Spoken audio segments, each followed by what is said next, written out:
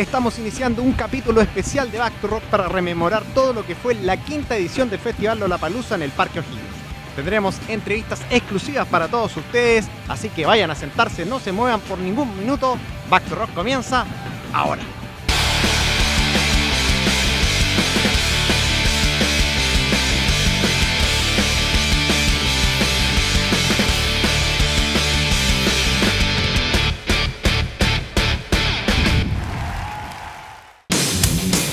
Vive Rockstar en Bar Rockaxis. Te invitamos a vivir una experiencia all inclusive con la previa, show y after. Visítanos en Constitución 151 de martes a sábado. Te esperamos junto a la mejor música del mundo. Más información en barrockaxis.com.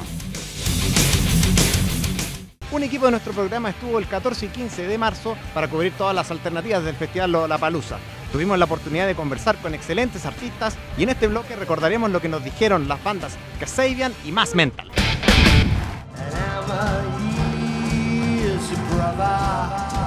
We just come from Colombia. I've never been there. Landed in Chile. The people seem so friendly, man. It's like there's a real mad energy going on. Like everyone seems so. I don't know. It seems so cool. You know, everyone's really nice, cool. We just vibe. So on that level, it's amazing. You know, it's sort of beautiful.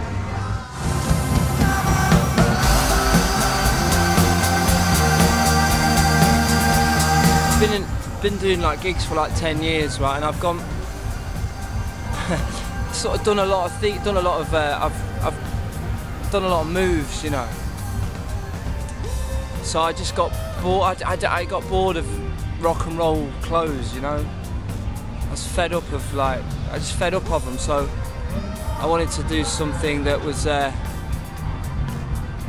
like a uniform as such, so I don't have to think about what I'm wearing anymore. So I just made like 300 t-shirts with words that I like, words that made me laugh, words that made my friends laugh. So it's different every night, but I'm wearing the same uniform. It's sort of, I just thought I'd do it for this album, you know. Yeah, I'll do it for this record and then I'll think of something else. But it's like an art installation.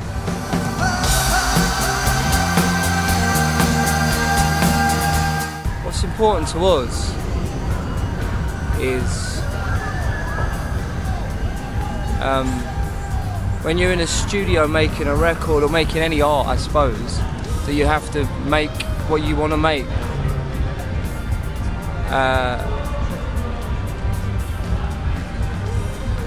So if you're making art to please people, then I don't know what you're making, you know. It seems like you're making it sounds like business to me, you know. When you take into account what everyone's feelings are, and if you're going to offend some of your fans, or maybe some of your fans don't get it, you know, then you may as well be making, you know, hamburgers or some shit, you know. It's ruthless, but I don't care. I want to make what I want to make, and I believe in everything we've ever put out. And you lose some people on the way, you gain some people. But if there are any fans out there from Chile that didn't get it, then they'll see it tonight, and I think they may change their mind, or maybe not, or think it's even worse.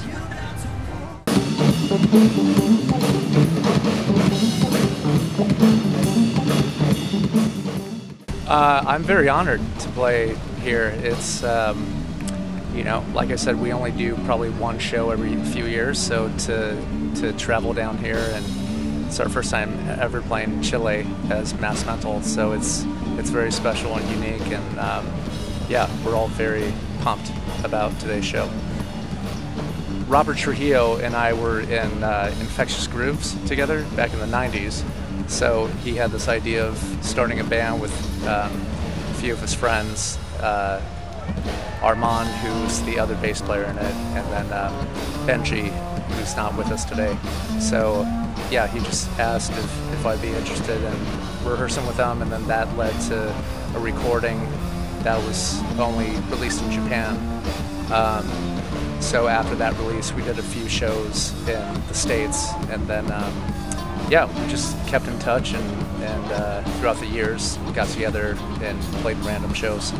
So I think the band started in 99, so we're old. We're all in other bands, so this isn't like a main band for any of us. I mean, we would all like for this to you know, grow and tour more, but with our other bands, you know, Robert being in Metallica and I play in Bad Religion, so we, you know, with that taking a lot of our time, we can't devote too much time to this band. But it also makes it unique, because when we do come together, it's we know that we're not going to be playing that many shows together, so it makes it even more special. We all kind of share the same musical influences, so a lot of the songs were just formulated out of jams, and then other songs, Robert would come in with the idea and then we would expand on it. So we never really sat down and went, this is the direction that we want to go. But I think just after rehearsing so many times, it kind of just fell into place, and we decided, you know, it just felt natural to go into this kind of progressive, heavy bass band that we call Mass Mental. I've probably been here 10 times. Yeah, in Santiago. They're so passionate, and they're music lovers. Every show that I've played here, the response has been very positive, and yeah, you could tell that they're just, when they're into you, they're really into you. You know, there's a lot of respect, and you guys have the best food here too. So that's what I look forward to the most. Now, I saw the lineup, and it's always strong. I went to the very first Lollapalooza in Southern California, and I want to say like 98, 97. And Jane's Addiction was headlining, so I was that tall. It was awesome. Every Lollapalooza I've gone to, I've always enjoyed myself. So yeah, it goes on for 2 decades. Nuestro equipo continuó trabajando y estas son las declaraciones de algunas de las bandas chilenas: López, Yajaira y Congreso. Disfrútenlo. Nosotros nos sentimos muy contentos con la respuesta del público sobre el escenario. En realidad no esperábamos mucho tampoco, porque igual básicamente lo que tenemos ahora es un show de canciones nuevas, entonces nos sorprendió ver a la gente o gente cantando las canciones nuevas, aplaudiendo, disfrutando del show y hasta pidiendo otra. Así que estuvo bien el dinero que pagamos. Son circunstancias distintas, son grupos distintos, son motivaciones distintas, yo creo. Entonces pero sí sentimos esas ganas, digamos, iniciales de mostrar música nueva en general, pero no sé cómo podría compararlo con lo otro. Canciones que a lo mejor se agrupan en un cierto periodo también de ánimo, ¿cachai? Y a lo mejor por eso tienen como esa dirección. Sin embargo, son 5 canciones que estamos viendo dentro de una paleta mucho más amplia que tenemos, que todavía estamos trabajando, que de vuelta saliendo de esto tenemos que seguir viendo otros temas, porque realmente esto está nuevo, digamos, ¿cachai? Entonces hay canciones que tenemos que ver y que tienen otro espíritu también, pero coincide que son estas las que estamos mostrando. Yajaira somos como yo mismo le puse, somos los extraterrestres dentro de este festival. Pero bien, pues. Sí, pues al final uno se entrega por igual, aunque hayan 2 amigos ahí con una cerveza en la mano o hayan 15.000 personas. Claro. Al final, por lo menos para mí, estar tocando. Es la música. Me para los pelos así estar en la sala de ensayo con los chicos tocando, o estar tocando en un estadio. Al final lo importante es eso, estar ahí en el círculo con los amigos. Eso. Siempre es importante tocar en lugares diferentes, en lugares donde no es habitual. No es habitual para nuestro sonido, que es un poco más áspero, un poco más denso, acceder a otro público, a otra instancia. Si tienes una banda es para tocar, entonces tienes que pararte con cualquiera de los escenarios que sea de rock, sea de pop, de metal, punk, hay que tocar.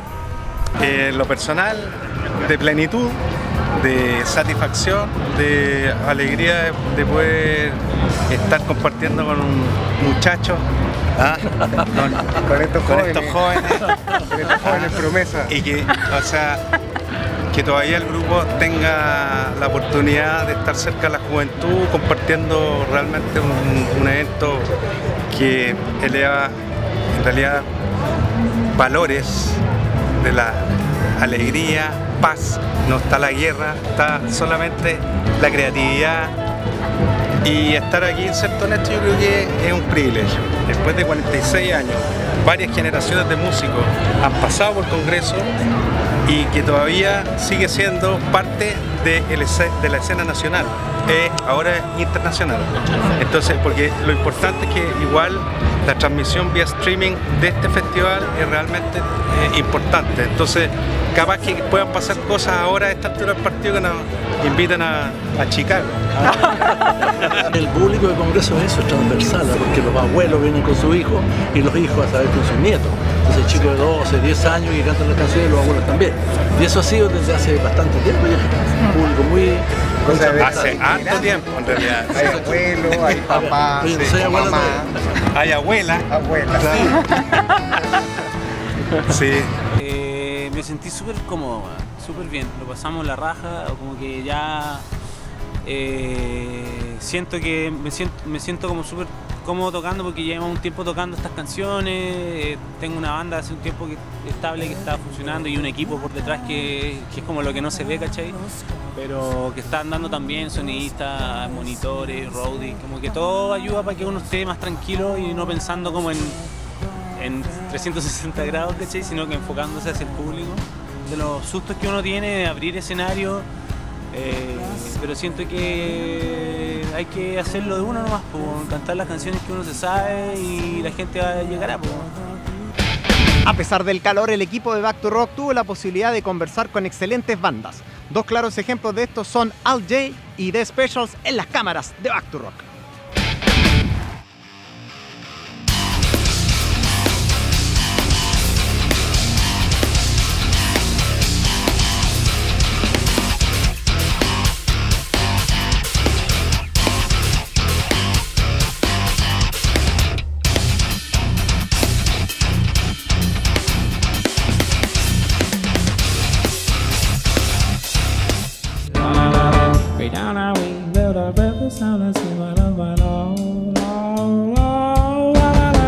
It's really exciting to be here. You know, it's our first time in South America ever, first time in Chile. So we're just looking forward to seeing if we have any fans here, and if they know our music, hopefully. Yeah, no. Chile is a country I've never, I've always known about. Never thought I'd visit Chile, but I'm having a really lovely time so far, and I hear you guys have the largest amount of volcanoes. Yeah, which is pretty cool. In Chile. In Chile. Yeah. We won the Mercury Prize for the first album, which was a huge deal for us, and we won that, you know, within about 6 months of the album coming out. So that was definitely a big award to win very early on for us. But you know, I think we were just that first year, 2012, of us putting out the album, doing loads of touring. Everything was so many new experiences. I think we almost just took everything. We took everything in our stride in a way, didn't we? Because there was so much new stuff happening, so much exciting stuff that we didn't even have time to process most of it, really. So only looking back at it now, I think how incredible it is that we had that much success that early on with that album, really. Especially as we haven't won the awards for this album yet, so. Like, come on. Yeah. We tried to recreate the way in which we made the first album and the second album. You know, we had this big success with the first album, I guess, and but rather than sort of like make the second album like rock stars, you know, go to LA or, you know, use some massive producer, we went back to the same producer, the same really small studio in South London. We're just the three of us, just locked up, just hanging out and writing songs, and that was the best way to take the pressure off, I think, was to almost pretend like we weren't a big band and just pretend like we were just the same guys back in Leeds at university, writing songs and enjoying it, and that was the way we worked best, I think. I was saying yesterday we listen to a lot of music, but then we also don't really listen to that much music. We always have headphones on, but we don't necessarily listen to music. We listen to podcasts, interviews, loads of different things, books. Yeah. Music isn't necessarily the major area we draw from in terms of inspiration. It's loads of different things. So, yeah. Tom was doing a remix of one of Miley Cyrus's songs, 4x4, and it worked really well with one of our songs, and we were just like, let's take that tiny little part and let's put it on Hunger of the Pine, and it worked really well. And then we had to approach Miley Cyrus and say, we've just done this, don't freak out, do you mind? And she was like, yeah, cool. So the short of it, that's kind of what happened. Yeah.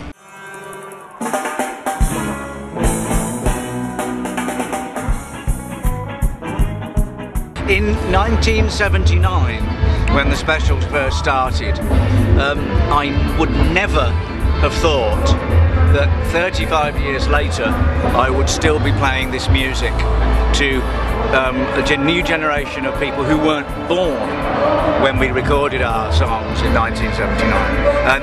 But to play it in South America is amazing. I think it's a wonderful legacy of how the music has, why the music is so good, and it's gone across generations, it's gone across continents, and it's all over the world now.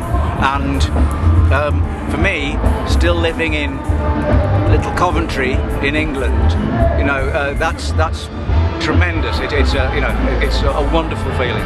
So the fact that I am at 61 years of age, can go around the world and play those songs, is wonderful. So I'm a very, very happy man. So we're going to South America. Oh, that'd be nice. And I didn't really think about it, But as the nearer the date, it's like, oh gosh, this is going to be good, And it's a long way to travel, which is okay. But no, like I say, I'm thrilled to be able to play these songs. 35 years later. I think it's great. Yeah. Ska music is just lovely. The rhythms are irresistible, and our lyrics say something. They mean something. Audiences connect with that. Music crosses boundaries. Music, makes you happy. Music gets you together. And if it can make you think as well, then that's good. So I don't know. It's difficult. It's not up to me to say, why my music is good.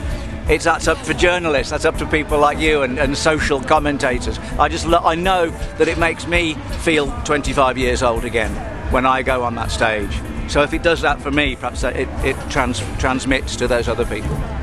You have to write songs about something. Yes. I mean, Chuck Berry did Cars and Girls, but I think with the advent of punk rock, where social issues, but no, a lot of folk music in America in the 60s, and in South America you wrote songs about social issues, and but we weren't just, we were pop, but we had pop music with a message, with something to say. I think it's what's the word, churlish to just write songs that don't have any meaning. I don't know. There's dance music which in itself has a meaning, but I don't know what I'm saying here. I'm really going wrong. No, I think I'm very proud of the fact that our songs have a message, and they still have a message to this day. Barriers. The health and safety stuff is a lot better. The technical equipment. The PA systems is a lot better. It's a lot better organised. But in 1979, it was so exciting because it was new, and there were new fans, and it was the cutting edge of stuff, and it's still exciting, but it was different, yeah. It was different back then. I still have an enormous amount of fun. Don't get me wrong, but it's a totally different. And music, I think, is different. The way music is perceived back then is perhaps different to how it is now. I don't know. Y ese fue el especial de Lollapalooza 2015. El equipo de Back to Rock tuvo una labor bastante ardua, todo para que ustedes estén completamente informados y tengan imágenes y entrevistas exclusivas. Nos veremos prontamente. Esto fue Back to Rock, especial Lollapalooza 2015.